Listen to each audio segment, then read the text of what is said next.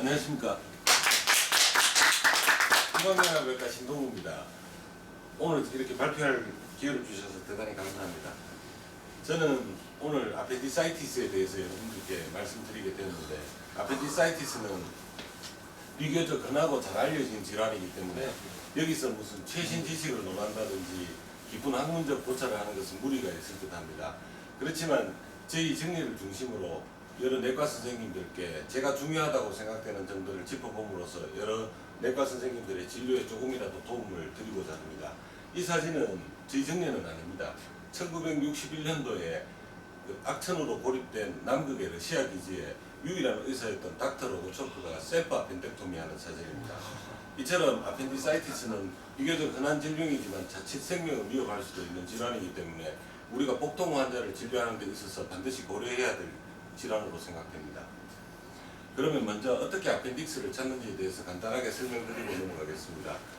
아펜디사이티스 환자에서, 전형적인 아펜디사이티스 환자에서는 프루 텐더니스가 가장 심한 곳에서 먼저 검사를 시작해서 거기서 아펜딕스를 찾고 팁과 베이스를 찾아서 확인을 하면 되지만, 아펜디사이티스가 아닌 경우나 바울가스가 많아서 아펜딕스의 확인이 어려운 경우에는 노멀 아펜딕스를 증명을 해줘야 됩니다. 이럴 때는 가장 찾기 쉬운 어센딩 콜론을 먼저 찾아서 시쿰을 따라가고 터미널 이용을 확인하고 아펜딕스 베이스와 팁을 확인하면 될 것 같습니다. 그리고 진단이 어려운 대표적인 환자인 리트로시칼 아펜디사이티스 환자에서는 때로는 레프트 데쿠비투스 포지션이 진단에 도움을 주는 경우도 있기도 합니다. 그리고 아펜딕스는 베이스가 시쿰에 고정되어 있지만 팁은 이렇게 다양하게 있을 수 있어서 우리가 진단하고 치료하는 데 많은 어려움을 주기도 합니다. 이런 고민들이 1905년에 발행된 저희 외과 교과서에 이미 실려 있었다는 것이 흥미롭습니다. 다음 저희 첫 번째 정리입니다. 전형적인 아펜디사이티스로 이틀간의 복통을 주소로 응급실에 방문해서 관장 등을 했지만 증상이 악화돼서 병원 내 소아과 원장님께서 보시고 야간에 저한테 진료에 의뢰된 환자였습니다. 작년 9월에 비가 억수같이 내리던 밤에 초음파를 보고 바로 수술을 들어갔던 기억이 생생합니다. 이 정례를 준비하게 된 이유는 저희들이 아펜디사이티스를 진단하는 기준이 모두 이 정례 안에서 발견이 될 수 있어서 준비를 했습니다. 먼저 내부에 저에코로 플루이드가 찬 타겟 사인이 확인이 되고 프로브로 컴프레션 되지 않는 블라인드 엔드의 튜블라 스트럭처가 확인이 됩니다. 사이즈는 6mm 이상이고 아펜디콜리스가 발견되기도 합니다. 그리고 염증을 시사하는 소견인 아펜디시알 월 시크닝과 주위로 팻 인필트레이션 소견이 관찰이 되고, 이렇게 굵은 경우에는 페리스탈시스가 없는 것도 반드시 확인을 해야 되겠습니다. 다음으로는 퍼포레이션을, 초음파에서 퍼포레이션을 의심해야 될 소견을 말씀드리겠습니다. 위의 정례를 보시면 시쿰과 아펜딕스 주위에 리니어 플루이드 컬렉션이 보입니다. 이러한 소견은 퍼포레이션이 없더라도 인플라메이션이 심한 환자에서는 충분히 관찰될 수 있지만, 이렇게 형태를 갖춘 플루이드 컬렉션은 퍼포레이션에 의한 앱세스 포메이션으로 봐야 할 것 같습니다. 그리고 이러한 앱세스 포메이션은 없지만 아주 두꺼운 플래그몬 포메이션을 보이는 경우에도 충분히 퍼포레이션에 대한 가능성을 생각을 해야 될 것 같습니다. 제가 진단도 어렵고 수술도 어려워서 제가 가장 겁내는 리트로시칼 아펜디사이티스에 대해서 간단하게 말씀드리겠습니다. 53세 여자 환자로 일주일간의 복통을 주소로 타 병원에서 CT를 시행한 결과 CT에서 리트로시칼 아펜디사이티스로 진단받고 내원한 환자입니다. 제가 호기심에 저희 초음파로 아펜딕스를 찾아봤는데 시쿰에서 베이스는 확인이 되지만 도저히 트레이스가 되지 않고, 다행히 환자의 복부 비만이 심하지 않아서 저 멀리 떨어진 데서 팁으로 보이는 타겟 사인이 확인됐던 환자입니다. 수술 사진이고요. 다음 수술 장면을 보시면은 처음에는 이 아펜딕스가 전혀 보이지 않고 시쿰만 보였었습니다. 이 환자를 베이스에서부터 거꾸로 박리를 해서 박리를 마친 뒤에 자르기 직전의 사진입니다. 다음 환자는 32세 남자 환자로 178cm, 94kg의 건장한 남자 환자였습니다. 환자는 이틀 동안의 복통으로 내원해서 우측 복통으로 내원했습니다. 환자는 평소에 2년 전부터 간헐적인 우측 허리 통증 외에는 특별한 병력이 없었는데 저희 초음파에서는 식구머리 전반적으로 두꺼워지고 주위로 리니어 플루이드 콜렉션이 있어서 엔테라이티스일 가능성이 높다고 생각했지만 노멀 아펜딕스가 확인이 되지 않아서 CT를 시행했습니다. CT에서 리트로시칼 아펜디사이티스 진단되었고 수술을 시행한 결과 베이스와 프락시말 포션은 형태를 유지하고 있었지만 디스탈 포션은 심한 염증으로 거의 괴사되어서 형체를 알아볼 수 없었습니다. 조직검사에서 특이하게 크로닉 아펜디사이티스가 진단되었습니다. 다음 케이스는 62세 여자 환자로 일주일 동안의 골반통과 배뇨장애로 산부인과에서 시스타이티스로 치료를 했지만 증상이 악화돼서 내원한 환자였습니다. 최초에 저희 초음파에서 식품에서 나오는 아펜디시알 베이스가 확인이 되었고 이 베이스가 펠비스로 내려간다는 방향은 짐작이 되는데 나머지는 전혀 트레이스가 되지 않았습니다. 그래서 CT를 시행한 결과 CT에서도 베이스는 보이지만 아펜디사이티스라고 단정할 수는 없고 단 펠비스 안에 큰 앱세스가 형성이 되어 있다고 판독을 받고 수술을 시행하게 되었습니다. 수술 결과 이러한 소견들이 이해가 가는 수술 소견입니다.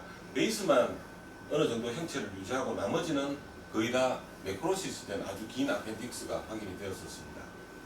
이처럼 펠빅 아펜디사이티스는 배뇨장애, 골반통 등을 호소할 수 있기 때문에 흔히 비뇨기과나 부인과에서 진료를 받고 증상이 악화돼서 내원할 수 있고 또 우리가 전형적인 피지컬 이그자미네이션 소견인 맥버닝 포인트 텐더니스도 없는 경우가 많기 때문에 골반통을 호소하는 환자에서도 아펜디사이티스를 한번 생각을 해봐야 될 것 같습니다. 다음 정렬은 진단은 크게 어렵지 않았지만 위치가 특이한 환자를 준비를 해봤습니다. 64세 남자 환자로 하루 동안의 라이트 어퍼카드런트 페인으로 내원했습니다.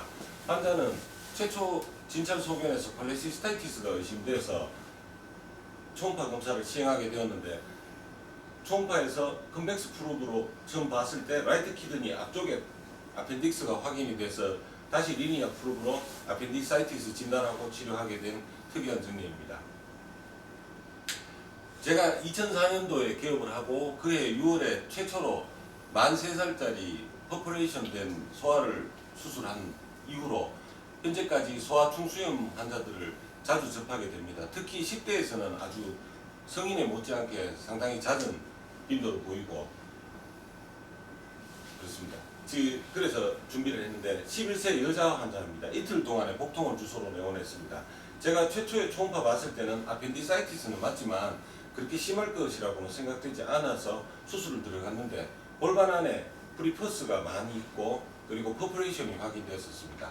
이처럼 소아 충수염에서는 소아에서는 특징적으로 면역 반응이 강하고 장벽이 얇아서 진행이 아주 빠르고 어릴수록 퍼포레이션이 빨리 일어나는 것으로 알려져 있습니다.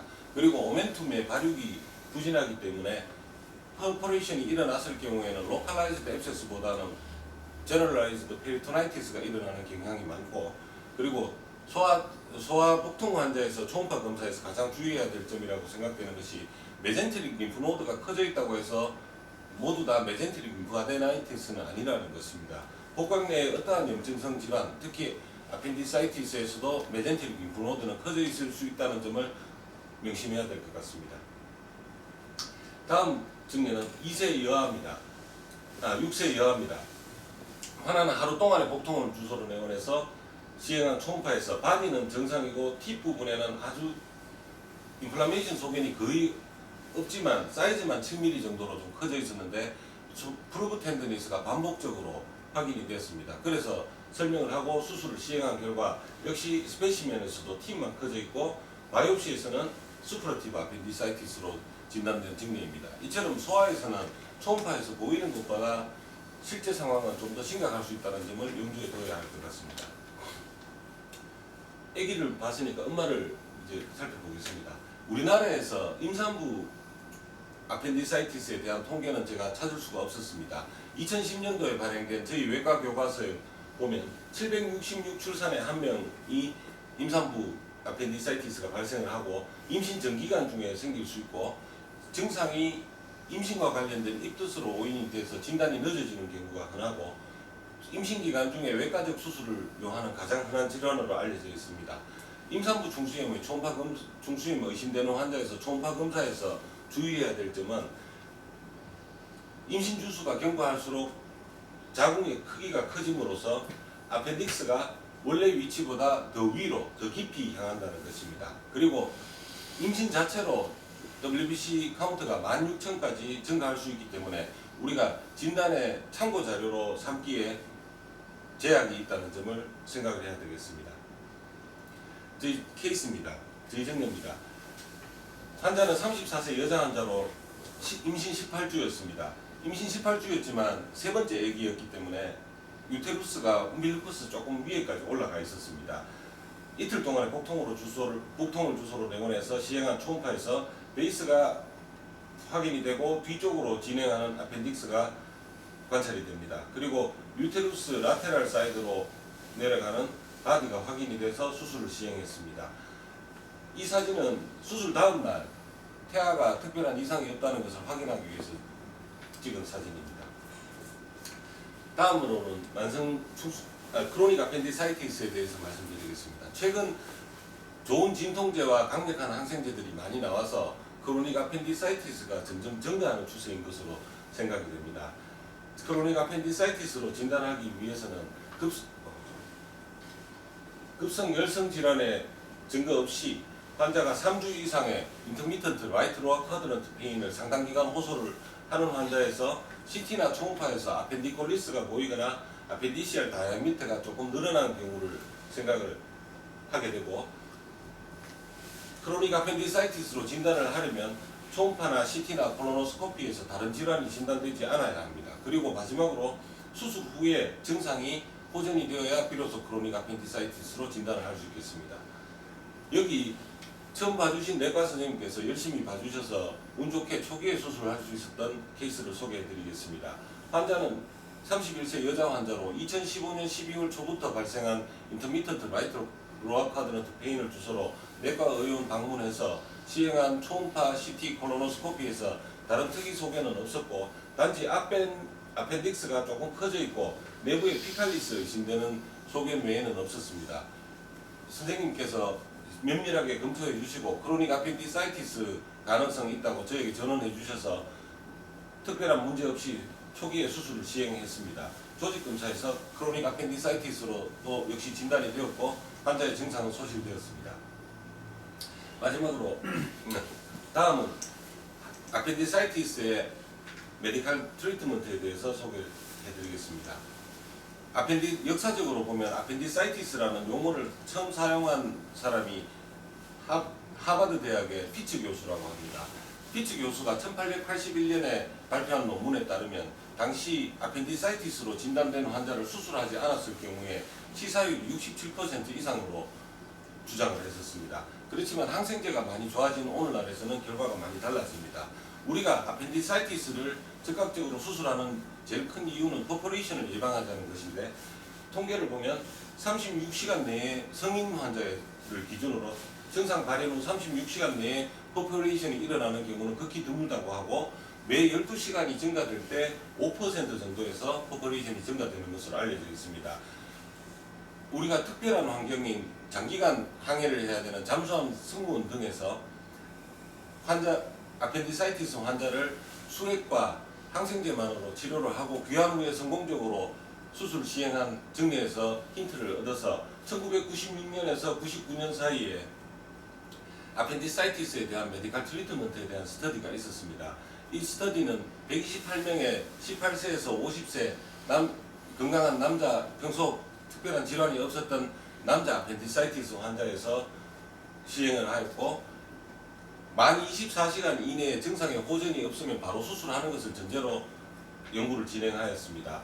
결과는 놀랍게도 88%의 환자가 수술 없이 약물 치료만으로 호전을 보였고, 이 가운데 15%가 1년 내에 재발을 했었다고 합니다. 그렇지만 이러한 메디컬 트리트먼트의 단점으로는 막상 경과가 악화되었을 때 수술을 들어가 보면 처음 수술을 했던 분보다 퍼포레이션 리스크가 높았고, 그 다음 아펜딕스가 그대로 있기 때문에 다음에도 아펜디사이티스가 재발할 우려가 있고, 그리고 아펜디시알 네오플라즘을 아펜덱토미를 함으로써 조기에 진단할 수 있는 기회를 놓칠 수 있다는 점입니다. 그래서 현실적으로는 수술적 치료가 제일 우선이고, 피치 못할 경우에 메디칼 트리트먼트를 시도해 볼 수도 있을 것 같습니다. 마지막으로 우리나라에서 아펜디사이티스 통계에 대해서 찾아봤습니다. 심사평가원 홈페이지에서 확인을 해봤는데 2009년부터 2014년까지 자료가 확인이 가능했고, 보통 9만에서 많은 해에는 11만까지고 평균적으로는 한 해에 10만 명이 조금 못 되는 것 같았습니다. 요양급여 비용 총액을 기준으로 그러면 환자들이 어디에서 치료를 받는지에 대해서 통계를 확인을 해보니까 대부분 종합병원이나 상급종합병원에서 치료를 받았고, 저희 같은 개인의원급에서는 4.2%로 아주 실망스러운 결과를 확인을 했었습니다. 초음파가 개인의원에 보급되기 전에는 아펜디사이티스의 진단이 종합병원의 전유물이었지만, 지금처럼 여러 내과 선생님들께서 열심히 초음파를 보시고 저희 같은 외과 개원이들이 복강경으로 만족스럽게 수술을 할 수 있는 환경에서는 1차 의료기관들 간에 활발한 협력으로 환자들에게 시간적, 비용적 부담을 줄여줄 수 있는 결과를 만들어낼 수 있다고 생각합니다. 그리고 마지막으로 제가 이 발표를 준비하면서 지금 저나 여러 내과 선생님들을 답답하게 하고 있는 원격 의료에 대한 생각을 하다가 제가 그림을 잘 못 그리는 실력이니까 그려봤습니다. 우리 내과 개원의 선생님들이나 저희들이나 우리나라에서 우리 국민들의 건강을 가장 일선에서 가장 열심히 지키고 있는 것이 개인의원 1차 의료기관이고, 그리고 종합병원, 상급병원 같은 여러 훌륭한 기둥들이 있기 때문에 국민 건강이 튼튼하게 받쳐질 수 있는 건데, 이런 원격 의료로 해서 대형 병원이 독점이 되고 개인 의원들이 설 자리를 잃게 된다면 우리 국민 건강이 심각하게 위협받을 수 있다는 생각에서 이런 그림을 그렸고, 또 이걸 환자분들께 일일이 말로 설명은 못하지만 홍보하고 싶어서 저희 진료실에 걸어놓고 있습니다.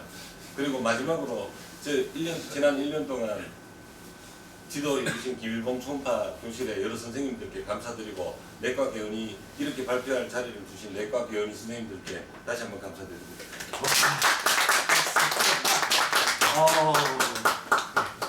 그죠. 네. 어우.